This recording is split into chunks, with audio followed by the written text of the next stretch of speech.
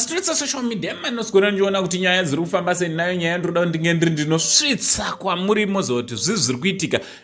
asi chekutanga kana uri munyowani usati wasubscribe I kindly ask you to subscribe, turn on your notification bell so that every time we upload a video you'll be notified ndichitoti zviri kudi kwese kwamuri vazukuru vasekuru seindi pano panumber 1 YouTube channel penyu YouTube channel iri kupisa zvamanje manje anditi thank you very much nesupport yenyu yese yamunondipa panapa yamunopa Saint TV nebrand Ango Saint anditi vazukuru nyaya ndauya nayo vazukuru inyaya iri kunetsa kuma streets social media nyaya yamaititi nemurume wavo pane group rinonzi mafira kureva inandiko zvangu vazukuru inandiko ikoko asi kugroup iroro zvinonzi Tinashe Maphosa aonekwa ariko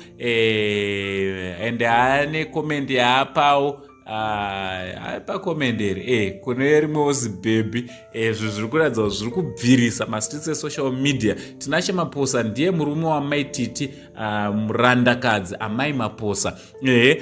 so vazhinji havasi kufara nekuda kwechiitiko ichi endowo vavengi vari kufara nekuda kwechiitiko ichi. Moza kuti maititi vanhu vari kuvatsvagira nyaya yakuti meneja yavo sai vanhu tichidaro chaizvo sai tichida kungoona zvinhu zvevanhu zvichingo hamusadaro so especially kumafira kureva tizondanano ariko bhos kune maghost ameno ndi Tinashe Maphosa reke noti rotori ghost futi kuitira kuti zvingobvira mumastreets ameno vazukuru but ari kunzi anga awotochita kumafira kureva ikoko kumastreets esocial media. Pane bhebhi ari panapo kwai Tinashe awanga otonzwa kutomuda